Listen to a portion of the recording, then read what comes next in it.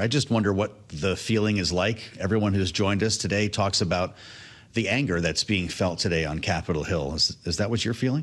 Yeah, as I received the news yesterday that Charlie Kirk had been shot and killed, it was both a moment where my heart sunk, but also a frustration of this type of political violence.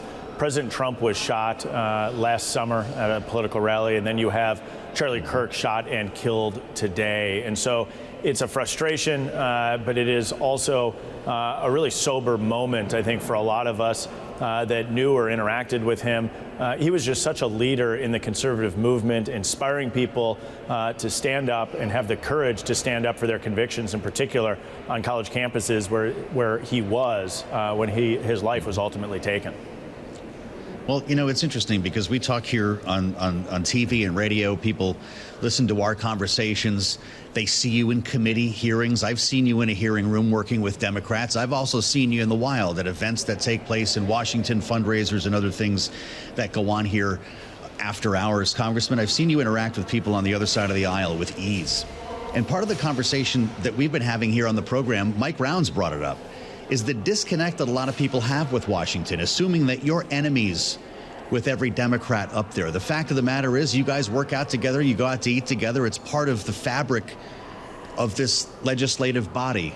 And I wonder if we need to talk about that more.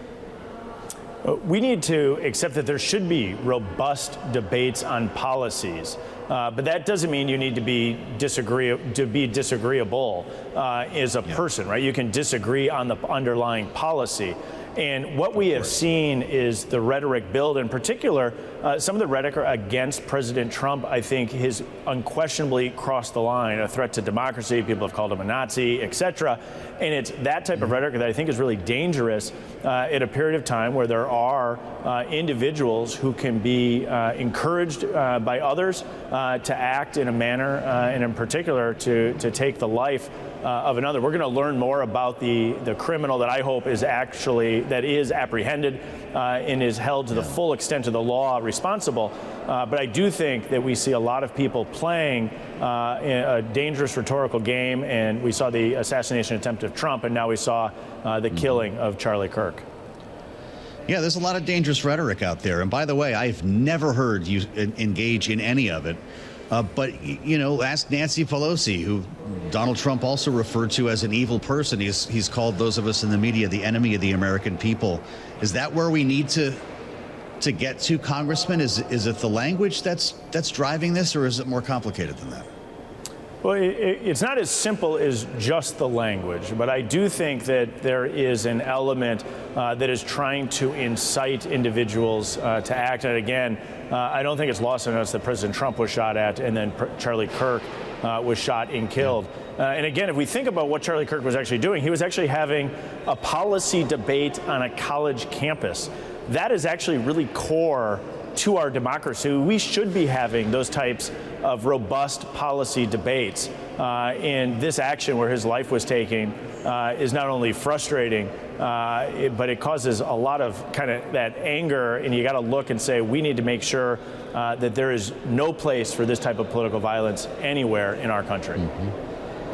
You heard what the speaker said in that cut that we played from CNN, that there's a desire, he said, on many people's parts to have more security, that these are the new realities. You chair the admin committee and you're intimately familiar with this idea. Congressman, every time somebody gets hurt or threatened or a horrible fatality like this in the political world, it renews the conversation in Washington about whether members like yourself should have security details, or maybe there's another way to secure those who serve in the Capitol. But you also have to go home to the district, and I wonder if it's time to address this new reality. It was just a couple months ago, following the horrific incident in Minnesota, that we implemented new programs here to provide additional security for members, for staff, and the public at large. But it shouldn't be lost that you can't simply secure your way out of the challenges that we face right now. Again, I'll go back to the President Trump assassination attempt. He had the protection of Secret Service. And so it's not simply security. We do need security. We need to make sure that we're providing that to members, to staff, and to the general public. But there's something deeper going on in our society as well that we have to address. Well, that's absolutely right. I just wonder with the enhancements that you made, though, or do you feel they're adequate now, or do you go back to the drawing board after this? We're continuing to look to make sure that we have the resources that are needed to keep everyone safe here, not only in Washington, D.C., but when they're home in my home state of Wisconsin or across the country. And so we're constantly looking and reviewing our programs, making sure that we're being wise with taxpayer dollars, but to provide that security. And again, it's not just for elected leaders or for public figures. It's also to keep the public safe. The individual who would ultimately lose their life at the president's rally in Pennsylvania was a father who came to attend in his support of President Trump. And so a lot of the security protocols that are in place are not just for the benefit of an elected member or a public figure, but it's the public at large to make sure that these types of events and discourse and conversations are safe for everyone to attend. Well, yeah, this is a great point that you make. We're spending time with Congressman Bryan Steil of Wisconsin, who chairs the Administration Committee. Just learning from the Associated Press, Congressman, that Charlie Kirk's casket will be flown from Utah to Arizona aboard Air Force Two today. Of course, as we just reported, Vice President J.D. Vance changed his plans to go to Utah to meet with the Kirk family. You know, one of the terrible side effects that we could be talking about here, Congressman, is another conversation you're familiar with. It leads fewer people to want to serve. Do you worry that fewer hands will be raised to run for Congress because of events like this? Well, it's a challenge. It's a challenge to find individuals of high quality who are interested in stepping up to serve our country. That's true on local school boards. That's true in state houses across the country, and it's true in Capitol Hill as well. It's a challenge, and some of this, right, is the broader challenge that we're having right now as a society to learn how to have a discourse and dialogue with each other about the challenges that we face. I mean, I held a town hall in Wisconsin, and a group, not the whole group, but a group of activist protesters booed the Pledge of Allegiance, to give you a little flavor of how the event started. And so I think there's a moment where we need to be able to reflect and to say we need to have much more productive dialogues about the policies we need to get this country back on track. And we see time and again really hostile rhetoric, in particular hostile rhetoric directed at President Trump, that I think is not only unproductive but can also be dangerous. I don't know if you were on the floor when things got hot yesterday, Congressman. I was just reading about this, emotions boiling over as Representative Lauren Boebert yelled, "Silent prayers get silent results," after a moment of silence. Democrats shouted back about the school shooting in her state. Does that represent the tone up there right now? I think it represents that there's a lot of raw emotion around the events that we're seeing take place. Like I said, when I received the news, my heart sunk. I was also frustrated as I learned that Charlie Kirk had been shot and killed. I don't think the yelling back and forth is uniquely productive, but what I think we need to do is to sit down and say, how do we have a far more productive conversation?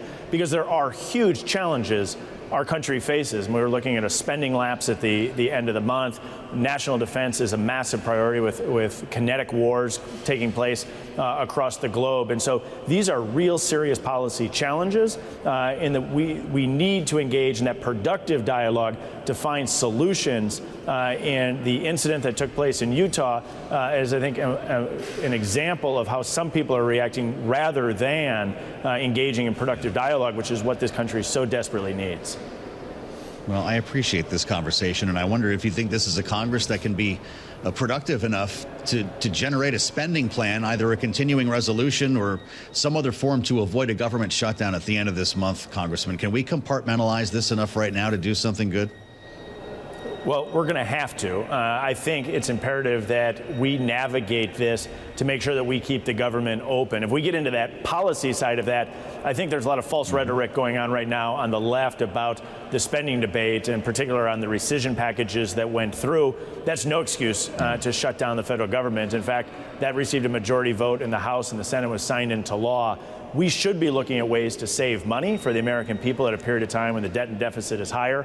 But pulling us together to make sure that we avoid a shutdown at the end of the month is going to be absolutely essential.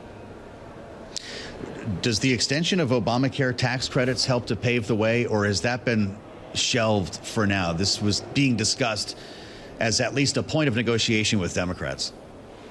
Well, I think there's a lot of things on the table right now, but at a period of time with massive spending, with our debt increasing, I think we should be looking at ways to reduce spending here in Washington. And so the Biden administration put this sunset in place. Why they did that, you can go ask the Democrats why they built the law as they did. But we have an opportunity and a need to make sure that we keep government funding open. At the end of the month, there's going to be a lot of conversations about what it will take in the United States Senate to get 7 Democrats to come on to this legislation. But it would be negative for the American people if we find ourselves in a shutdown because they refuse to keep the government open.